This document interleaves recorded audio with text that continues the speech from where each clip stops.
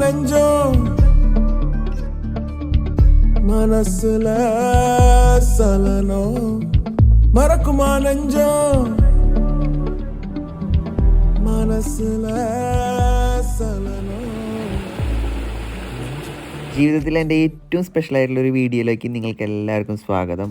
മച്ചന്മാരെ സെൻറ്റ് മാർട്ടിനിലത്തെ നമ്മുടെ ഡ്യൂട്ടിയൊക്കെ കഴിഞ്ഞ് നമ്മൾ നാട്ടിൽ തിരിച്ചെത്തി. വൈഫ് പ്രഗ്നൻ്റാണ്. ആൾ ഡെലിവറിക്കായിട്ട് ഒരുങ്ങിക്കൊണ്ടിരിക്കുകയാണ്.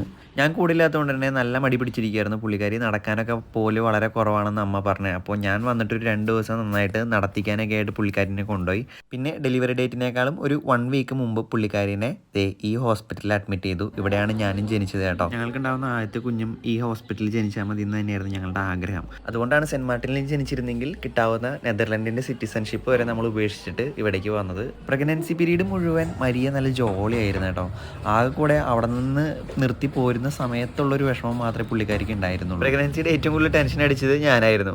കാരണം ഈ മെഡിക്കലി നമുക്ക് എല്ലാ കാര്യങ്ങളും അറിയാവുന്നതുകൊണ്ട് മരിയയ്ക്ക് ഡെലിവറി പെയിൻ വരാത്തതൊക്കെ ഒരു ടെൻഷനായിരുന്നു എനിക്ക്. ഞാൻ ലേബർ റൂമിൻ്റെ മുമ്പിൽ ഏകദേശം ഒരു 8 മണിക്കൂറോളം ടെൻഷൻ അടിച്ച് ഇരുന്നിട്ടുണ്ട്. എന്നിട്ടും അവൾക്ക് പെയിനൊന്നും ഉണ്ടായിരുന്നില്ല. മെഡിസിനൊക്കെ കൊടുത്തു നോക്കി പെയിൻ വരാനായിട്ടുള്ളത്, എന്നിട്ടും രക്ഷ ഉണ്ടായിരുന്നില്ല. ലാസ്റ്റ് അവിടുത്തെ സിസ്റ്റർ വന്ന് നമ്മളോട് സംസാരിച്ചു. സോ അവർ പറഞ്ഞതനുസരിച്ച് മരിയനെ ഡെലിവറി സിസേറിയൻ ആക്കാനായിട്ടുള്ള ഒരു ഇത് മനസ്സോടെ ഞങ്ങൾക്ക് സമ്മതിക്കേണ്ടതായിട്ട് വന്നു. എനിവേ അത് കഴിഞ്ഞ് ഞങ്ങളുടെ പൊന്നുമോൻ, ഞങ്ങളുടെ ആദ്യത്തെ കൺമണി ഉച്ചയ്ക്ക് 2:22 നാട്ടിലെ സമയത്ത് ജനിച്ചു. സോ അവനെ കാണാനായിട്ട് പോകുന്നതിൻ്റെ തിരക്കിൽ എനിക്ക് ശരിക്കും വീഡിയോ ഒന്നും എടുക്കാൻ പറ്റുന്നുണ്ടായിരുന്നില്ല. വല്ലാത്തൊരു വികാരമായിരുന്നു. ഞാൻ അമ്മയുടെ ഫോൺ കൊടുത്തേ. അപ്പോൾ കറക്റ്റായിട്ട് അധികം വീഡിയോസൊന്നും കിട്ടിയിട്ടില്ല. എൻ്റെ ആദ്യത്തെ എന്താ പറയുക അവനായിട്ടുള്ളൊരു മൊമെൻ്റാണ് കേട്ടോ.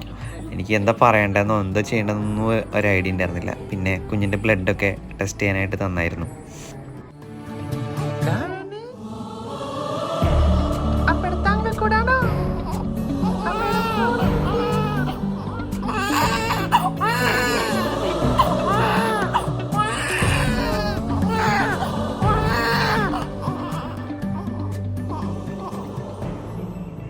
ഒരു 10 hours ഒബ്സർവേഷനിലായതിനു ശേഷം കുഞ്ഞിനെയും അമ്മേനെയും റൂമിലേക്ക് മാറ്റി. ഞാനൊരു നേഴ്സായിരുന്നിട്ട് കൂടെ എനിക്ക് ഒരു കുഞ്ഞുമാവ ഉണ്ടായതിനു ശേഷം എന്താ ചെയ്യേണ്ടതെന്നൊന്നും ഒരു ഐഡിയ ഉണ്ടായിരുന്നില്ല. എല്ലാ കാര്യങ്ങളും എനിക്ക് മരിയയുടെ അമ്മയും അതേമാതിരി തന്നെ എൻ്റെ അമ്മയാണ് പറഞ്ഞു തന്നത്. കാര്യങ്ങളൊക്കെ ഉണ്ണിനെ നോക്കാനും എടുക്കാനും എല്ലാം ആകെ എന്താ പറയുക എല്ലാം മറന്നുപോയൊരു അവസ്ഥയായിരുന്നു കുറച്ച് നേരത്തേക്ക്. ഇവരെങ്ങനെ കണ്ടുകൊണ്ടിരിക്കാൻ കുറേ നേരം ഇങ്ങനെ നോക്കിയിരിക്കാനായിട്ട് എനിക്ക് ഭയങ്കര ഇഷ്ടമായിരുന്നു. ഞാൻ ആശുപത്രിയിൽ ഞാൻ തന്നെയാണ് നിന്നിരുന്നത് മരിയയുടെ കൂടെ. ഒരു നിയർലി ഒരു 1 വീക്കോളം ഞങ്ങൾ അവിടെ ഉണ്ടായിരുന്നു. അവിടെ അങ്ങനെ നിൽക്കേണ്ടി വന്നതുകൊണ്ട് എൻ്റെ മുടിയൊക്കെ ആകെ ജട പിടിച്ചായിരുന്നു. സോ ഞാനത് സർപ്രൈസായിട്ട് പോയി വെട്ടിയായിരുന്നു. കാരണം കുറേ എൻ്റെ അമ്മയും ഇവളുടെ അമ്മയൊക്കെ പറഞ്ഞിട്ടും എന്നെ മുടിയൊന്നും വെട്ടിയിട്ടുണ്ടായിരുന്നില്ല. കുഞ്ഞുമാവ വന്നിട്ട് എന്തും ചെയ്യുള്ളൂ എന്നുള്ളൊരു ഇതിലായിരുന്നു ഞാൻ.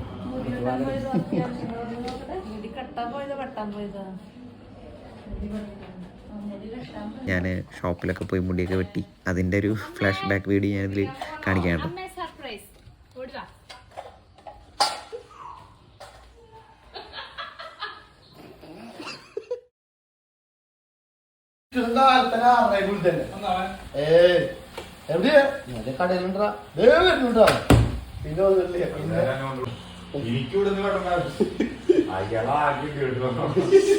ഞാനാണെങ്കിൽ ഞണിക്കൊണ്ടാവില്ല. ഞാൻ വേഗം വെട്ടിച്ചിട്ട് കൊണ്ടാക്കാറ്റിട്ട് മറ്റേ കടയിൽ വരെ എടുത്തത്.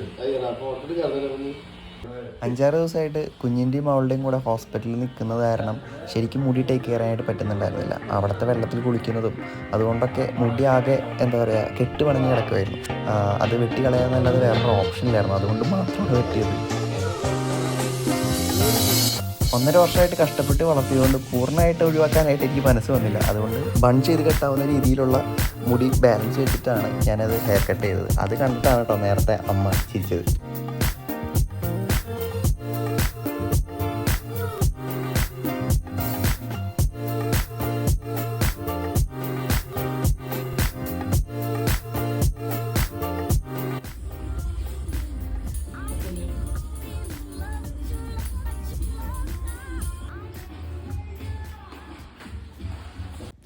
അങ്ങനെ കുഞ്ഞുവാവരെ കൂടെ ഇരുന്ന് 7 ദിവസം പോയതേ അറിഞ്ഞില്ല.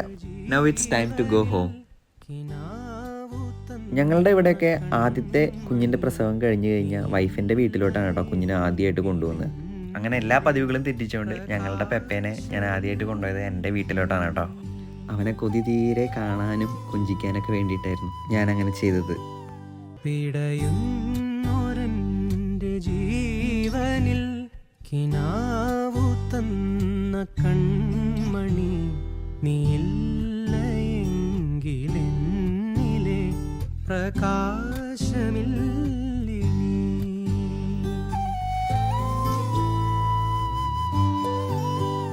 മിഴിനീര് പെയ്ത മാറി കെടാതെ കാത്ത പുഞ്ചിരി നീ എന്നൊരാ പ്രതീക്ഷയിൽ എരിഞ്ഞ പുൻതിരി.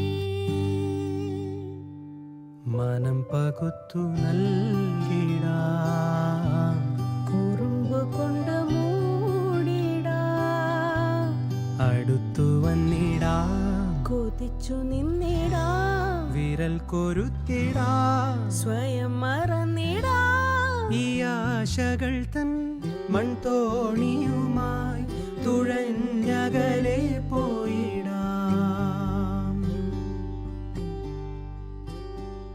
എന്റെ നെഞ്ചാകെ നീയല്ലേ, എന്റെ ഉന്മാദം നീയല്ലേ, നിന്നെ അറിയാനുള്ളു നിറയാൻ ഒഴുകി ഒഴുകി ഞാൻ ഇന്നുമെന്നും ഒരു പുഴയായി.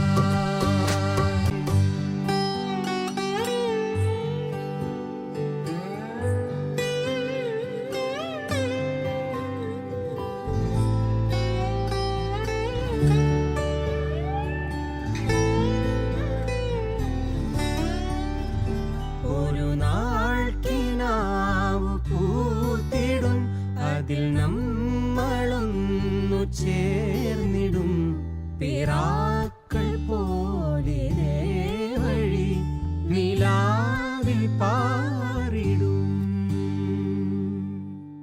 നിനക്കു തണലായി ഞാൻ, നിനക്കു തുണയായി ഞാൻ, പല കനവുകൾ പകലിരവുകൾ നിറമണിയുമീ കഥ എഴുതുവാൻ, ഈ ആശകൾ തൻ മൺതോ